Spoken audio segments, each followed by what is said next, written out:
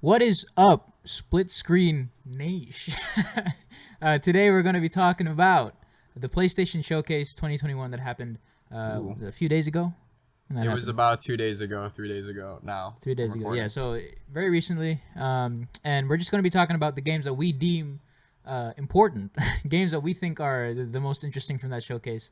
Granted, they were all interesting, but some were more so than others. So yeah, we don't want to have to keep elongating what doesn't need to be elongated, right? We just want to hit you with what we want to talk about and quick facts. Just try to truncate our format a little bit here. Exactly. Have it limp where it can be limp, and have it elongated where we can elongate it. You know what I'm saying? Exactly, sir. You understand me. I believe Kobe has a few words of wisdom for us here. Do I? Do you? About liking and subscribing? Oh, shit. That's right. Well, if you enjoy the content, before we get into it, let us know down in the comments. And if you want to keep seeing more of our content, hit that like button, hit that subscribe button. It really helps a ton. And yeah, let's just jump right into it. Let's get into it, man. All right, so starting us off, we're going to be... So before anything else, we're going to be talking about the games in chronological order. And starting us off, we have Project Eve from a Korean developer, Shift Up Corporation to be exact. They are also the publisher of the game, and they've also made other games. Destiny Child, which sounds like a ripoff of Destiny's Child. It's a mobile game, though. It has nothing to do with Destiny's Child. Damn, I want Beyonce in my mobile game, dude. That's what I'm saying. Right? Like, who knows? Maybe Beyonce is like an unlockable character, is what I was thinking. She's like a DLC. She's like a gacha pull character. Exactly. She's a 5-star. Yeah. No, she's the first 6-star of that game. Correct. So this is, I think this is their first like foray into like proper big budget games. This game is an action game. It features a big booba protagonist. Very big booba. Very, very voluptuous. Curvy, one might say. Very curvy. The gameplay, I gotta say, reminds me a lot of Bayonetta and Devil May Cry. I don't know if you felt the same way.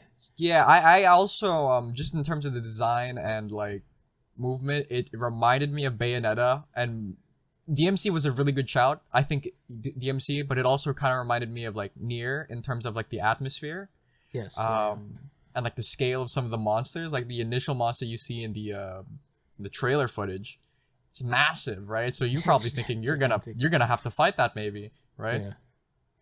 Yeah. It takes place in space, so it's essentially what I thought up in my mind. It was like a Metroid meets Bayonetta, or like Metroid meets Bayonetta and DMC. It looks good. It looks amazing, and like gameplay wise, it looks similar to like the action RPG elements and gameplay of games like Final Fantasy VII Remake, DMC, as you said. Thankfully it doesn't really feel and seem like a Souls-like game. Bless the gods for not making this like a Souls-like game. I hope it really leans into its RPG elements, because it's very, unique in that sense, where it's merging quite a lot of different ideas of sci-fi, fantasy, and like it looks like the enemies are mainly like an infected bunch. We don't really know much about the story. It seems to be like mainly voiced in a foreign language, not in English. So if you if you like reading subtitles, this is your game. Yeah. Unless they make English voice acting, though, but that remains to be seen. It's still did they give a release date for this, Benjo? Oh, that's a good question. I don't know if they did. Let me see. I would argue that they didn't, but probably looking towards end of 2022 for that game. No release date yet, but probably around that 2022 time. Yeah. But yeah, it looks good. It definitely, like I said already, looks a lot like Bayonetta.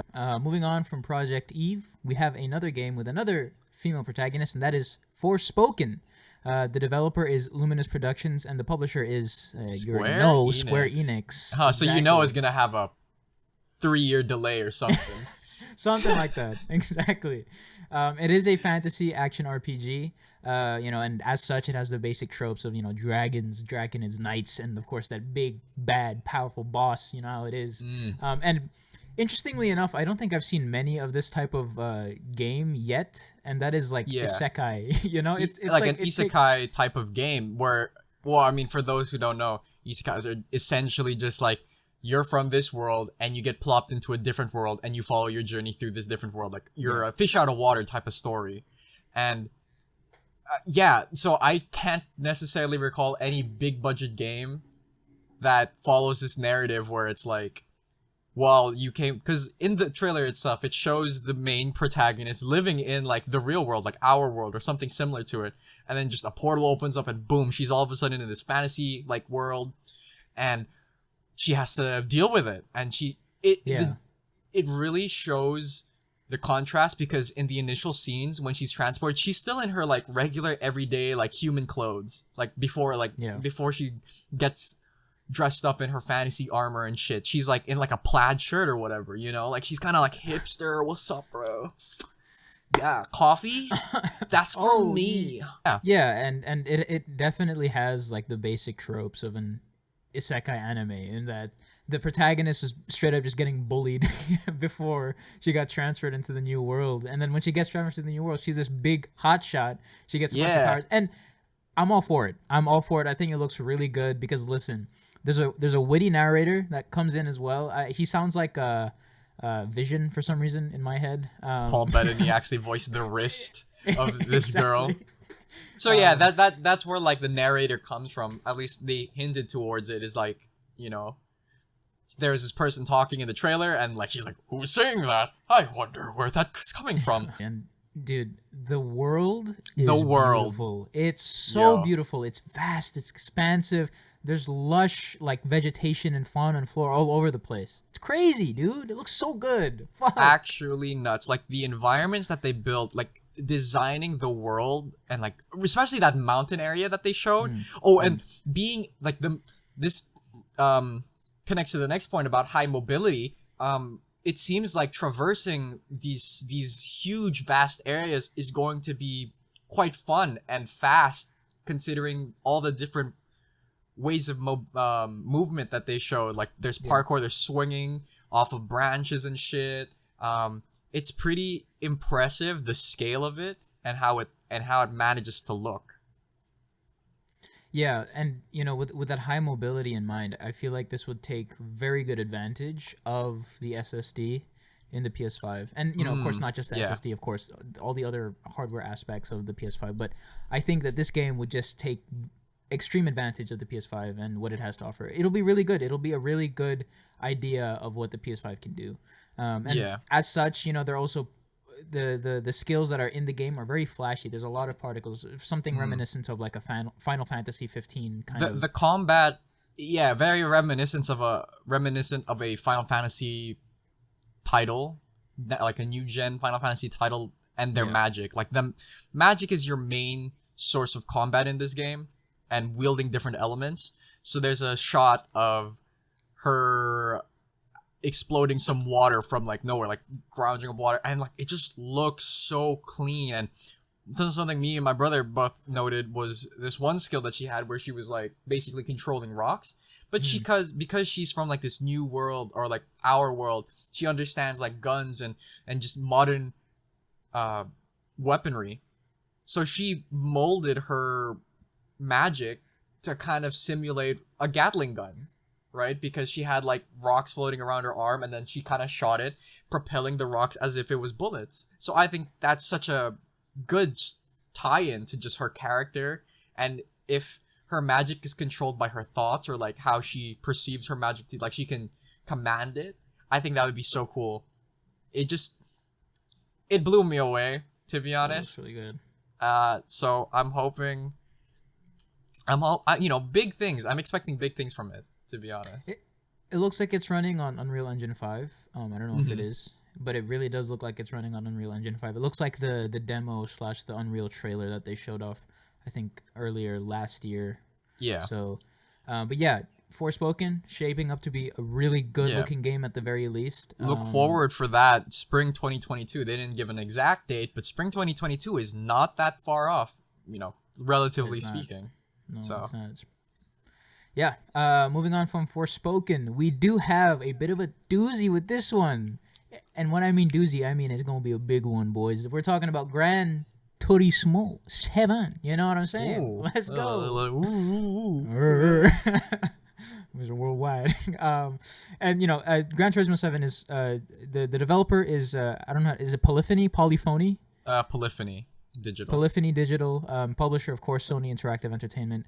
And when I saw this trailer, the amount of photorealism on my screen, like being fed into my eyes, was just too much for me to handle. It was crazy.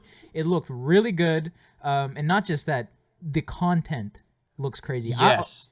I'll say that much because Kobe will take it from here. So. Okay, well, just to put it into perspective of how good the actual racing has become, or like in terms of like its visuals, I remember watching one of the GT Sport, this current gen, one of their races, because they have like their own racing series, and I was putting it on the TV, and my parents were there, and they couldn't tell the difference. They didn't know it was a fake race, like a video game race. They thought it was just a real race with just fancy graphics now, right? So the fact that they can still find a way to step up from that is pretty impressive. And now, look, okay, I've watched this trailer numerous times since it's released. As noted in the past in previous episodes, I am a big racing enthusiast. The Gran Turismo series has a huge part in my life because it was the game that I played the most on the PS2. Also, I think the best-selling game on the PS2 ever. So, Gran Turismo 4, that is. And this game is basically an homage, almost, to Gran Turismo 4 and, like, all the past successful Gran Turismos in the past, right? They're bringing back a lot of different features. So, just to run through all of them, right? So, as shown through the trailer, they were showing off different cars at first, just like their cover cars, which are the Porsches. It starts off like that, and then it showcases some of the things we've already seen before, like some of the cover cars, the Porsches, the Le Mans Porsche, Trial Mountain, which is an original Gran Turismo track that is being brought back. We'll get more into the original tracks that are coming back, right? So, as I'm scrolling through the trailer now, we see, the reveal shot of the Castrol Toyota Supra. That was such a big moment for me. That's the cover car of Gran Turismo 3, right?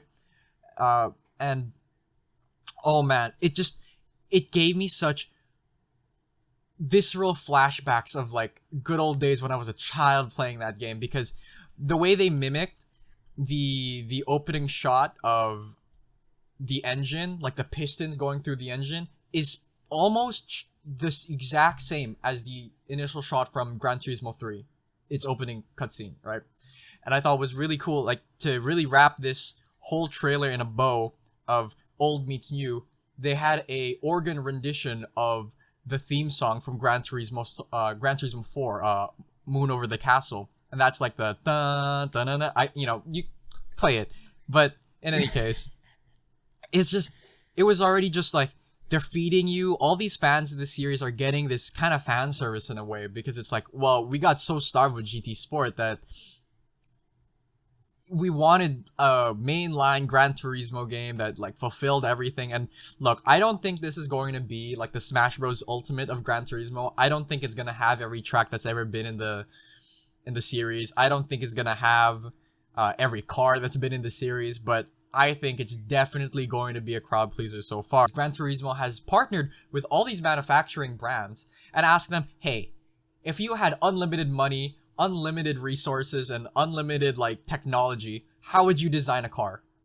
And those are what the Vision cars, are. There's like cool.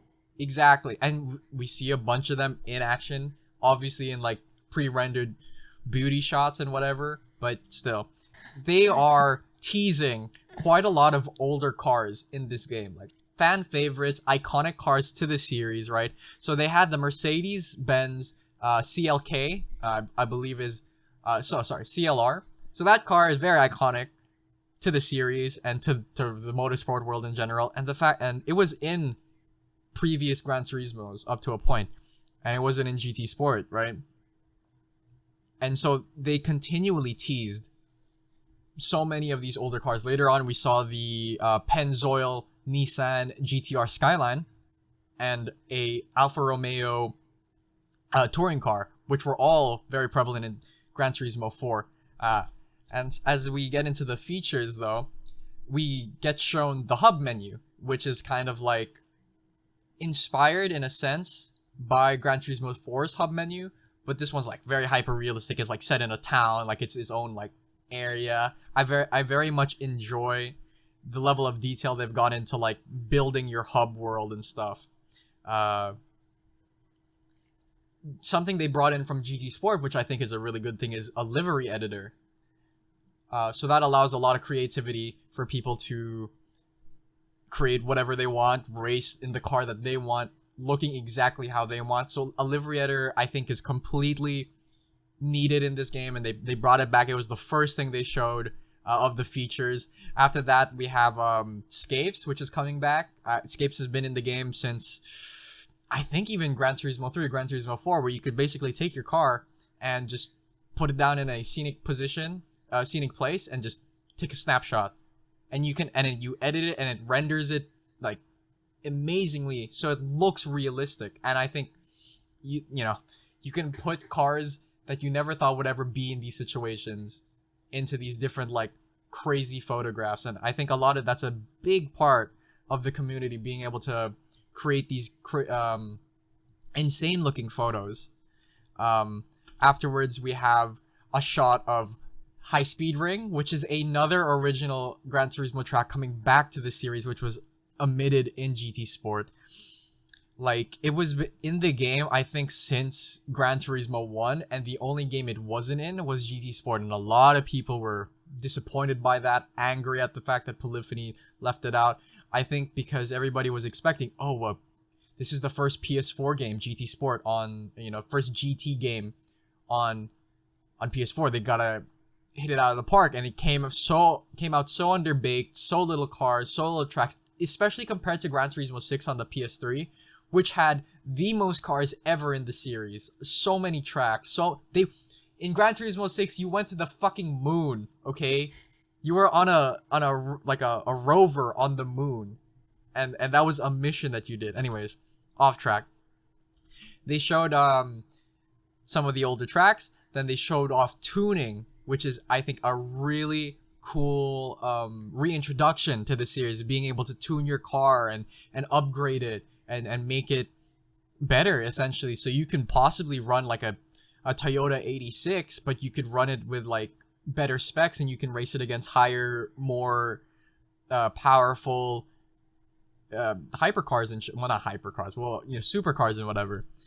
Something else that they showed was the customizations in terms of the car, not only just on the insides but the outside. So kits, you can change like the actual appearance of the cars, like customization, something similar that you might have seen from like a Need for Speed or something like that, which again lets the player really express themselves in the game. I am so excited, Benjo. This is by far the reason why I bought the console. This is a console seller to me, this game. Yeah, that's crazy. You are an endless fountain of words for this game and Genshin. So, if you couldn't tell, guys, already, Kobe's a huge fucking fan of Gran Turismo 7, or Gran Turismo in general. Yeah. And, it's for good reason. The game has been a part of PlayStation for how long now? I don't even know. A really long time. Well, since the PS1, that it was, Gran Turismo and Gran Turismo 2 were some of the original PS1 games. Yeah, came out. Exactly. So, it's been a part of the PlayStation blood for a really long time now. And blood. And the game, graphically speaking, because I can't really speak in terms of content, because I've never really played any Gran Turismo, but graphically speaking, the game looks really, really good, much like Forspoken, even probably a level above it, I would say. I feel like Gran Turismo 7 is a great way to show off what the PS5 can do. It's in the same way that GT Sport was able to show off what the PS4 could do. And I think it'll look really good. I saw bits of gameplay running at 60 FPS. I think. Mhm. And Yeah. I'm excited to see that. I want to see what the game can do at 60 FPS, at 30 FPS. I want to see what visual fidelity Yeah. the game can bring up on 30 FPS. Even. Keep an eye. That's coming. This is coming out. Actual release date given March March 22. 2. Yeah. Or sorry, March 2? March, or is it March 2, 2022? Yeah, I think it's March 2. Unless I'm mistaken. Yeah, but in any case, it's coming soon. It's coming in like 6 months. Sorry, March 4. Let's get that correct. March 4, Okay. 2022. So, yeah, I don't. We can move on. I'm gonna keep going. Yeah. Let's move on. So moving on from Gran Turismo 7, we have God of War Ragnarok, developed by Santa Monica Studio and of course published by Sony Interactive Entertainment. God of War Ragnarok is a sequel to the events of God of War in 2018, and so this game features a few new things, to say the least, from the original God of War. And one of them in particular is that it does take it. There's a significant time leap in between the two games, I would say. Yeah. Atreus is no longer a boy, right? He is now Boy. Now he's a teen, you know. So fucking Kratos. Nah, is he's big boy. he's big boy. Kratos is gonna be saying that a lot now. And one thing in particular are the graphics. I think it looks relatively similar to the last God of War, but there's nothing wrong with that, right? Because God of War already looked really good, and it still looks good. I think it'll look really good on the PS5 especially. Yeah, I think it's more so a thing of, well, maybe now you could just run it very smoothly. Yeah. On the PS5, right? Like, I don't think necessarily the PS4 version even needed to have a graphical update because it just was stunning at launch, right? Yep. The only problem was like maybe some base PS4s just really couldn't run it at the best possible way to play the game, but the PS5 won't have those issues. I saw that they brought out more use of like Kratos's Blades of Chaos, and I thought that was pretty cool because his blades fucking cool. They're really sick. Hell yeah! I do like the gameplay that they provide when Kratos is wielding them. So yeah, I mean, I think it's just going to be a fun game if it withholds all of the mechanics or most of the mechanics that, you know, the original God of War or 2018 one had. Then, you know, it's pretty hard for them to fail at this point, I'd say. Yeah, absolutely. And they introduced a couple new characters in the trailer that I saw were pretty interesting. One of them is a mysterious character who was shown at the end of the trailer. I don't know who that was, but she had some like glowing tattoos on her neck or something. And then they also introduced Tyr, who is the Norse god of war. And I thought that was really fucking sick because now you got two God of Wars, one from Greek mythology and one from Norse mythology, like just ganging up together and be like, yo, let's go do some shit. I want to see them bring other gods of war into this. It's the fucking Bash Bros of the God of War franchise. Like, I think it's really cool, and that they're really diving into Norse mythology with, you know, Odin, and maybe like there was a tease of Thor with an electric hammer. It's really cool, and they mentioned Loki at the beginning when talking to Atreus. I think Atreus was the one who brought up, we'll have to look for Loki or something. Spoiler alert, I think I watched this, but at the end of God of War, I think it was like a secret ending or some shit. But apparently Loki is Atreus. Oh my god, Atreus. Oh. Yeah, like it was part of the thing. Something about Loki and Atreus. It's either that Loki is Atreus or Loki is his father. It's one of the two. I forget. I don't know. But that's besides the point. Boy, that is besides the point. We're done with we're done talking about God of War Ragnarok. We are now moving on to the Insomniac game suite. Insomniac Games has quickly become a prolific Sony developer. Dude, they are living up to their name. Holy shit, it's crazy. It's game after game with them. First they came out with Spider-Man and then Ratchet and Clank. Or no, Spider-Man Miles Morales. And then Ratchet and Clank, and then now they're having Wolverine and Spider-Man 2 already. They just got acquired by Sony. So they're kind of moving at a 2 games at a time type of type of speed, right? Obviously, what they showed of Wolverine was not gameplay. It was just a teaser. That's not coming till 2023. So that's completely on the back burner at the moment. Spider-Man 2 is probably more on the horizon at the moment. I think Spider-Man 2... Or is it backwards? I think Spider-Man 2 is coming 2023. I don't know when Wolverine is coming out. Okay, then Wolverine's probably not going to be released till even after Spider-Man 2. Because Spider-Man 2 already has like a penned release date window. So Spider-Man 2, obviously, a sequel, or you say this is the trilogy, right? Something, yeah. Yeah, the trequel. The squeakquel. Oh, Alvin and the Chipmunks. Fuck. Oh man, did they even have a third movie? I feel like they didn't. They had to. They had the squeakquel. They had the squeakquel. Yeah, fuck. Okay. But yeah, for Spider-Man 2, so this follows both Miles Morales and Peter Parker, and they didn't just tease Venom. They showed Venom. Yeah, dude, that was so sick. Holy that fuck. was sick, dude. I was just like, what are they looking down an alley? Who's this gonna be, right? Yeah, Who the fuck is this gonna be? I thought it was gonna be Kraven because Kraven was talking, but then turns out it's fucking Venom, dude. So he's Eddie Brock. So, it's just this... It's so insane how much Spider-Man content we're getting everywhere, right? True, yeah. Like, not only are we getting Spider-Man content from the movies, we're definitely, like, there's also, like, the whole of Sony's movies, like Venom and, I forgot the vampire one. I forgot his name. Morbius. Morbius, yes, thank you. And then we also have Spider-Verse and, a possible Spider-Verse 2 animated movie, we have Spider-Man in the What If series. We have these games. There's so much Spider-Man content. I don't think anybody's ever going to get tired of seeing a Spider-Man. And no matter how many times this guy is reincarnated, reimagined, Spider-Man will be Spider-Man. Spider-Man will sell. And man, I don't know. And if this Wolverine, who knows, like, so here in the notes, it says, is Hulk part of the story? Hulk issue 181 Easter egg was in it. They did. They had a license plate when it was the view of the wall where Wolverine was drinking, and then there was the wall on the bottom right. You could see HLK 181, and Hulk issue 181 from Marvel Comics is the first appearance of Wolverine and the Hulk together.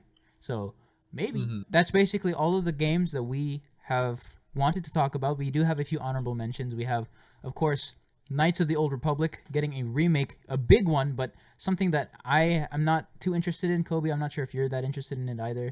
Well, I'm interested in the Star Wars IP. I never played the Knights of the Old Republic, the original, but if this is updated the same way that, Final Fantasy Remake was, not in obviously not in the same, like, gameplay changing or whatever, but it could be the gateway for a new generation of people getting into the game.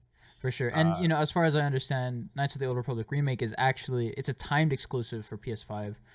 So it will be coming to, it's coming to PS5 and PC first, and then it'll come to Xbox later, I think. But that being said, this is huge. Star Wars fans are fucking rabid, and they love the franchise, and they will flock to wherever they can get their hands on something new. And the Knights of the Old Republic, the game itself, the original one, was met with a lot of praise. So the fact that they're remaking it now, I think is a good thing and get new people into it. But possibly 3 to 4 years off from it. They just teased it. So maybe they legit just announced it because they also just figured out we can make this game. Right? So I was like, it just drummed up the hype already. So. Exactly. And we also have Alan Wake as an honorable mention. I know you're excited about that. I am. I played Control, and I loved Control. And as far as I know, Alan Wake is a part of the Control universe, and I want to kind of just make sure I get everything right in my head in terms of how the universe is working out. And I'm definitely going to play this. 100%. I'm going to play it. Maybe live stream? Question mark? We'll see. We will see. But I'm looking forward to this one. It does look... It has a very tense atmosphere, and I love that. I love that about Alan Wake, and I think it'll be really good. But yeah, it looks really good. Also excited to see that. And another honorable mention is Chia, which is a very wholesome, heartwarming looking game. It was inspired by the country of New Caledonia, and it just looks very charming. So shout out to all those games, and of course, shout out to all the games that we talked in depth about. I think PlayStation has a really good 2022 on their hands, and Oh, for 2023. sure. Like, that Xbox, like, I don't want to compare, but that Xbox showcase, I don't want to compare. Immediately starts to compare. Okay. That Xbox showcase for sure, like, especially Forza, like, it drew me in. I was like, damn, they got some good games coming out soon. Really exciting, but I don't know. Maybe I have a bias for PlayStation, but this one just really knocked it out of the park for me, where I feel so much more secured the fact that I got a PS5 over an Xbox this year. Yeah, I will say that as well. When I watched the PlayStation showcase, and I don't even own a PlayStation, I got excited. There's no doubt about how I felt about the PlayStation showcase. It made me feel some type of way. I got excited for no reason as well, because I don't have a PS5. I'm just joking. It was for a very good reason, is that they had a lot of good games. The Xbox showcase in June was much better than what they had with Gamescom before, JeffCom, which was Joffcom. opening night live. But Xbox does have a pretty competent lineup for 2022. They also have a lineup for 2021, and of course that's Forza and that's Halo. 2022 they have Redfall and a bunch of other stuff. They also have what's it called? Starfield from Oh, yes, Bethesda. yes. So Yes. big games for both sides. It's a good time to game. That's all I'm saying. Be a gamer. Be a fucking gamer. It's a good time. It's high time y'all become gamers. Because Exactly. there's game for you anywhere.